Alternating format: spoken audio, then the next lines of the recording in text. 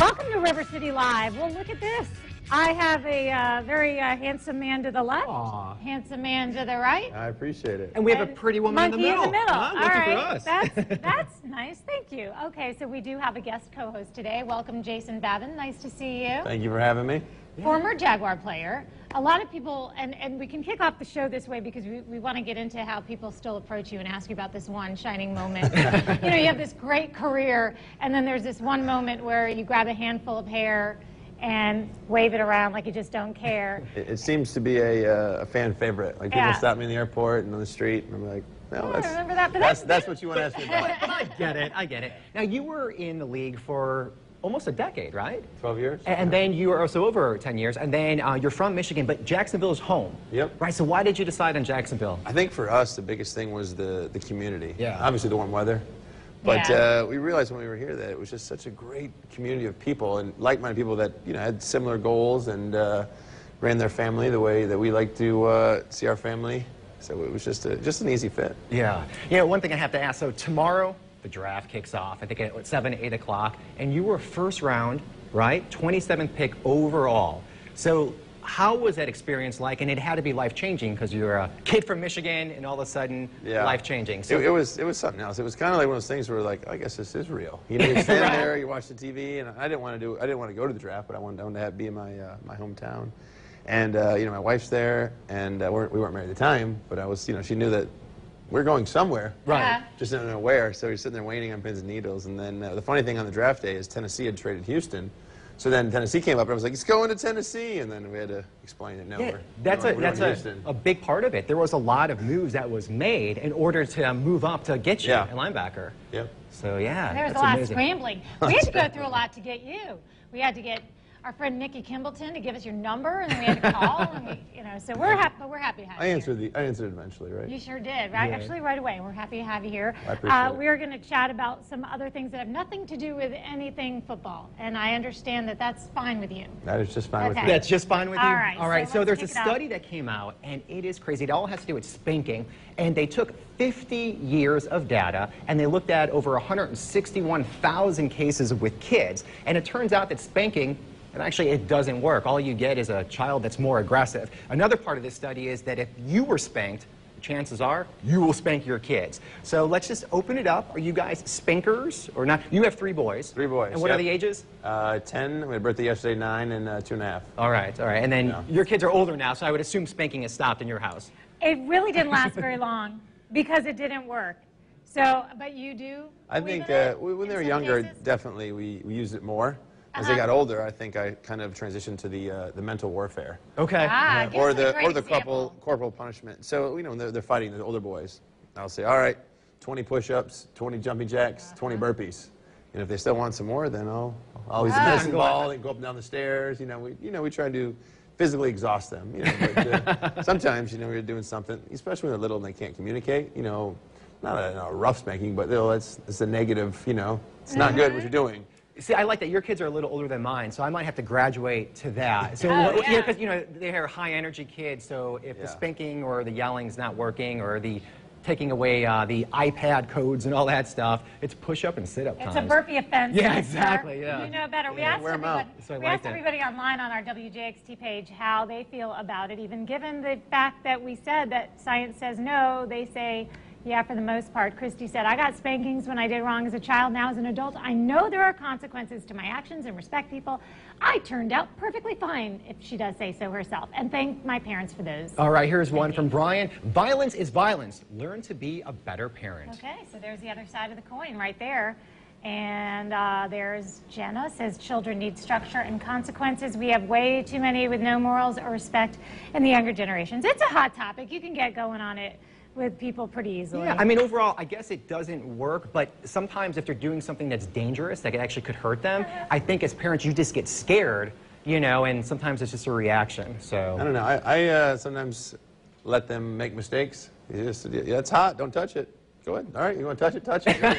You're only going to touch it once. Exactly. I'm not opposed to the tough lessons. Yeah. Well, okay, so our next subject is about bed bugs. And anytime I even hear the word bed bugs, I start to, my skin starts to crawl. But there might be a saving grace here in that bed bugs are actually attracted to specific colors we're finding out now. So if indeed you are worried about bed bugs, you want to stay away from red and black. Oh, look, I'm itching right now, I swear. I mean, That's what they look like? Yeah, those are one's dead up there. That one in the upper left. I'm assuming that's magnified. That's not the... Oh, no, that is... No, I'm not saying they're that big, but I'm saying, like, could you see them with your naked eye? I don't think you can. I don't know. You see the bites. Yeah. You know, like a tick. Fortunately, I've never had bed bugs, so I can't comment on it. Yeah, I'm terrified of bed bugs, but they say yellow and green are the colors that they do not like, that could maybe ward them off a little bit. That's really some new information out there about bed bugs. But yeah, I didn't even know they had vision, but I guess it's kind of like a fly where they have like the quadruple it's called optic system compound so they eye. can see everything that's So moving around. you're saying that they don't like yellow and green sheets? Yeah, exactly. Do you know anybody that has yellow and green? Right. Not any adult. We may have some red at the Babin house, some black, but Well, green. It's like you have to weigh it out. Like, ugly sheets or don't want the bed bugs. Get some green sheets, please. I know if I'm a designer, I'm suddenly starting to stock maybe some yellow and some green, start Well, telling people. speaking of being a designer in fashion, this is something that women do. They actually wear uncomfortable shoes, even knowing beforehand that they're going to hurt their feet.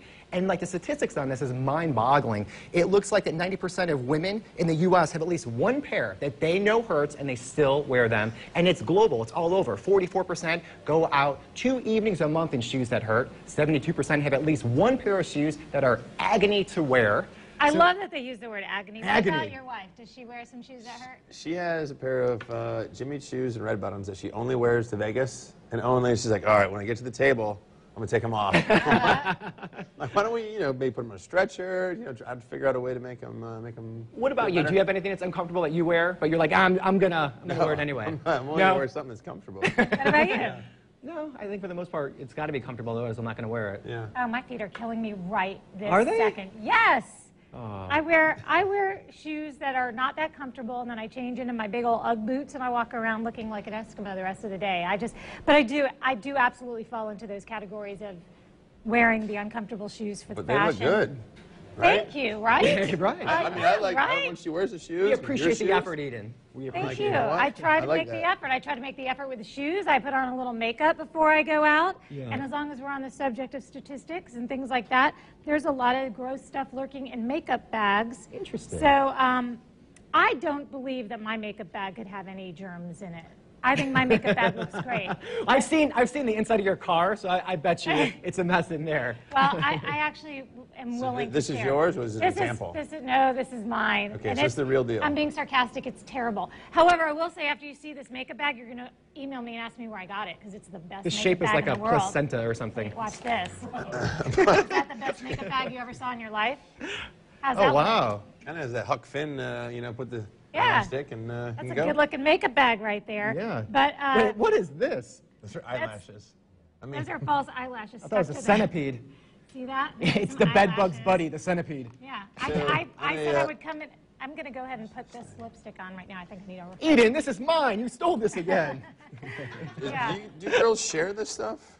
You're not supposed to share You're not that. supposed to. I have a whole list of things you're not Yeah, go supposed ahead, do to one. do. Do one. Curl it up. Can you get it? You have good lashes. Yeah, you do. Wow. Golly, this is tough. I Yeah. don't know if I got it. It's better already. 10 Yeah. years younger. All right, Yeah, so but I don't think you're supposed to share, according to this you're not study. supposed to share. You're supposed to wash your hands and your tools every time you use them. Don't store in temperatures above 85 degrees. Look at this. You could be permanently blinded by cosmetic. Oh. So wow. this was not the best choice to grab. I think I had this. I always look pretty clean. Let's Right, put yeah. dates on your makeup too. We have a cosmetologist with us today later in the show, and I will certainly ask her about putting dates on your makeup. But so anyway, I just That's wanted interesting. to show I you. wouldn't think there's that much bacteria in there, and it stays in there, and you could Pencil cross-contaminate. That's for the Interesting. liner. See? So I guess it's like, Do you wash this at all, though? just get a no. new one. I'm sure the makeup counter's like, We get "We'll give you ready? a new one." But how Makeup's cool is expensive. I see the debit charges. Yes, yeah. It's not cheap. That is a Yeah. nice bag. I like Thank it. you. Thank you. And I'm sure it is machine washable. I'll have to try that sometime. Yeah. So we want to, again, with Goodwill, just give you guys a reminder that we are in Goodwill clothes all this week, and there's a little competition. We're going to take a picture every day, post it on Facebook, and if you guess the price of our outfits, you could win a $50 gift card to spend at Goodwill. Yesterday, the winner got it exactly $17.97, and that was Laura Ann. So congratulations, Lori Ann. So congratulations, you won $50. We posted our today's picture today. So good luck. Don't forget to visit us on Facebook at River City Live TV. We'll be back right after this.